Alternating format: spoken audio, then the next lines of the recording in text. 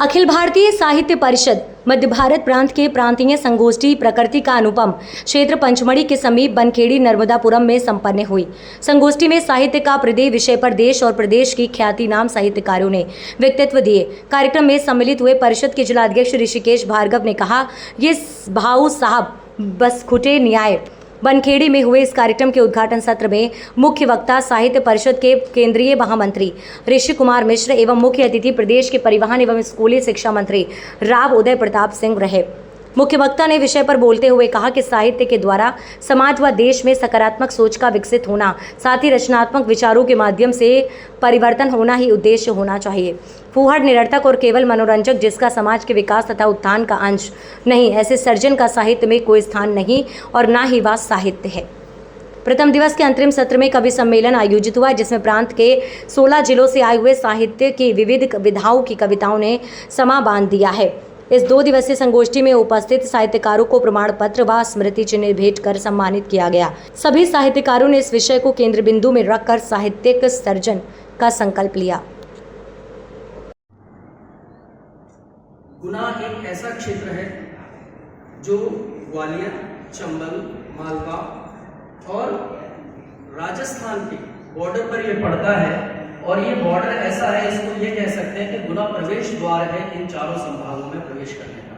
तो मैं वहां से इस बात को उठाता हूं, उस अविभाजित गुना को, जिससे कि अशोकनगर एक अन्य जिला बना।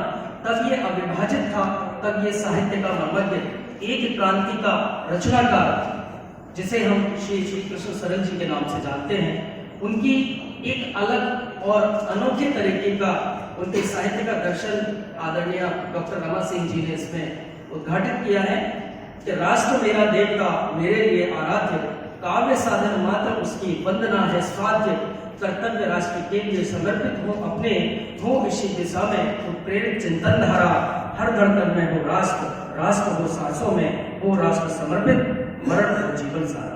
इन पंक्तियों से मानस कथा जीवन को संयमित करती है, तो क्रांति कथाओं में हमें ओजस्विता बढ़ती हुई दिखाई देती है।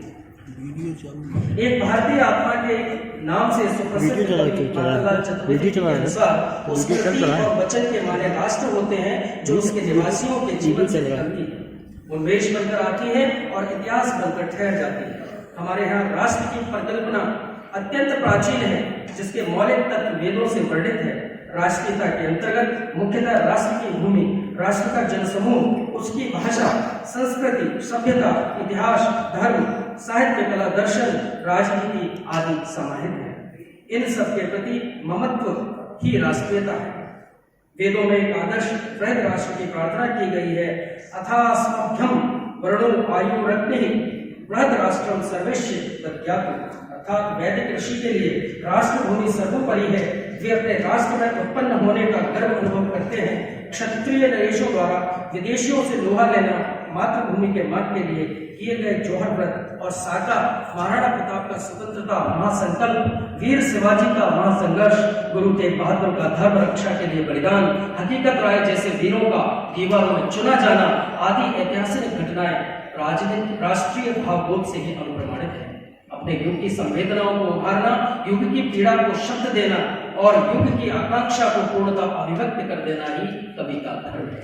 और इसी बात को रखते हुए कि वह कवि कवि ही नहीं है कि जिसको युग की कुछ परवाह नहीं, कविता केवल एक व्यक्ति के दग्ध हृदय की आग है। इन पंक्तियों के द्वारा यहाँ से सरल जी की जो मुख्य बात है वो शुरू करते हैं कि आपका परिवार स्वतंत्रता संग्राम सेनानियों एवं शहीदों का परिवार रहा है, जिसके लिए अंग्रेजों ने कत्लेआम का आदेश दिया था। स्वतंत्र भारत में जब राष्ट्रीयता की बात करना भी अपराध था, विद्यालय वार्षिक उत्सव में कक्षा 9 में पढ़ने वाले विद्यार्थी के द्वारा एक ऐसी कविता सुनाने का साहस दिखाया, जिसे सुनकर पूरी सभा दंग रही थी। अब मैंने छोड़ दिया रोना, आंखों में पानी भर लाना, अन्याय और अत्याचारों को शीश झुकाकर सह जाना। ऐसी पंक्तियों के माध्यम से सरल जी अपने व्यक्तित्व को उद्घाटित करते हैं। उनका रोम रोम राष्ट्रीयता की भावना से ओतप्रोत था। मैं अमर शहीदों का चरण उनके यश गाया करता हूँ, जो कर्ज राष्ट्र ने खाया है मैं उसे चुकाया करता हूँ। लिखी खून से वीरों ने भारत की क्रांति कहानी, भारत के शहीद अपने योग्य नदीच बलिदानी। शहीद भगत सिंह और चंद्रशेखर आजाद पर लिखे महाकाव्यों में उनके व्यक्तित्व का चित्रण देखिए कि था भगत सिंह पौरुष पंजाबी पानी का, आजाद नाम था फौलादी संकल्पों का, था चरम बिंदु पौरुष का और जवानी का। आजाद की गर्जना में कवि का व्यक्तित्व में मुखरित हो उठता है कि इंकलाबी आग में अन्याय की होली जलाओ, तुम नहीं कातर स्वरों में न्याय की अब भीख मांगो। आगे लिखते हैं कि स्वराज्य का नारा देने वाले राष्ट्रीय चेतना के नायक बाल गंगाधर तिलक पर सरल जी लिखते हैं कि वह बाल नहीं अब लोकमान्य कहलाता था, भिक्षुक बनना हमको किंचित स्वीकार नहीं, जो है अपना हम उसको लेकर मानेंगे, लेकर स्वराज्य मानूंगा, यह संकल्प अटल है। आपके अनुसार राष्ट्र रक्षा हेतु हिंसा शाश्वत युग का धर्म है। सुभाष चंद्र बोस के माध्यम से कहते हैं कि कोई हमें मारे उसे मारना न हिंसा है, कोई हमें मारे उसे मारना न हिंसा है, दुष्टों का दलन यह तो शाश्वत युग धर्म है। शरद जी अपने स्वत्व हेतु जूझने की शक्ति का संचार करते नजर आते हैं कि जिंदा को मैं अपने हक लड़कर लेती हैं, मुर्दा को मैं मांगती हाथ फैलाती है। आगे लिखते हैं कि उनकी ओजस्वी कविता